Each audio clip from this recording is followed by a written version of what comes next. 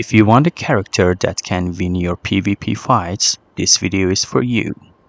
Elden Ring is enriched with choices in building your character. Today I want to show you two mage builds that can be impressive in PvP. This video has two halves and each half consists of two parts. One about the stats and everything about the builds, the other showing PvP fights in duels or invasions against one or more players at the same time. The timestamp is attached to the screen and you can pick it up anywhere you want. The guide to take all this stuff in this video, including the armor, the spells, and talismans, is in the description. Also, please tell me in the comments about your favorite mage build or how you would change the build introduced in this video. Now let's dive in. In this build, like most of the mage builds out there, the focus would be on intelligence, mind, and dexterity. Here are the stats of my character, which is at level 193. Of course, this is not a necessary requirement for using the build, but there are some minimum numbers. You need at least an intelligence level of 38 and a dexterity level of 18. With an upgraded dex level and reduced casting time as its result, a dex weapon like Moonveil would be beneficial for spellcasters. This weapon can be upgraded by using summer smithing stones and it causes blood loss build-up. In my case, a two-handed Moonveil can create 723 attack power. You will see later in this video that for the PvP aspect, Moonveil is a strong weapon choice. Here is the moveset and the Ash of War.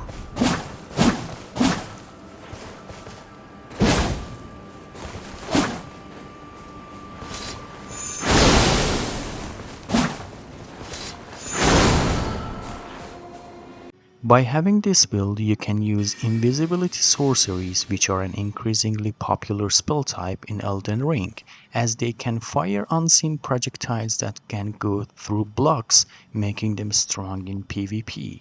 This school of sorcery is located in Celia Town of Sorcery in Caelid, and a lot of the spells come from there, as does the Staff of Loss. This staff offers a damage boost to all of the spells you will be using here for this build. The Preceptor set, which is usually worn by the magic preceptors who serve the Carian royals, is preferred for the outfit here. This full set can be found on Seluvis's body after reaching the end of Rani's questline. The talismans to use for this build are Erdtree's Favor +2 to raise maximum HP, stamina and equip load, Cerulean Amber Medallion +2 to raise maximum FP, Graven Mass Talisman to raise the potency of sorceries, and Radagon Icon to shorten spell casting time. You can mix Spiked and Magic Shrouding Cracked Tears to boost charged attack power and magic attacks. Now let's take a look at the spells. By creating a dark space, Eternal Darkness draws in spells. This would neutralize all the spells cast by the enemies or other players in PvP. Night Shard and Night Comet spells fire semi-invisible magic projectile that can go through shields, and as mentioned earlier, the Staff of Loss boosts their potency by 30%. They are almost the same, but Night Shard costs less FP and can be used without delay after performing another action. The Night Maiden's Mist spell creates a dense mist which deals damage to everything within it. No shield can resist the mist and it will hurt anyone exposed to it, including the caster. Okay, now after covering everything about the Preceptor build, let's see it in action in some duels and invasions. Also, don't forget that there will be another build later in this video.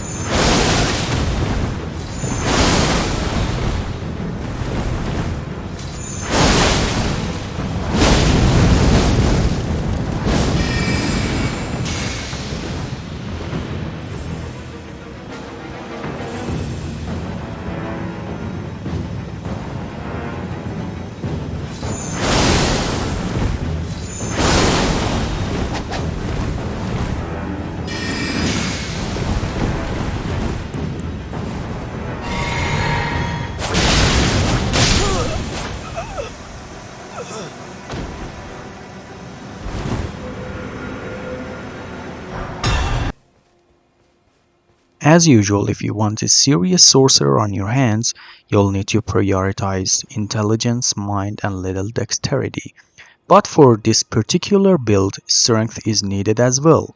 Here are the numbers of my level 193 character. The minimum requirement stats for this build are 68 for intelligence, 16 for strength, and 11 for dexterity.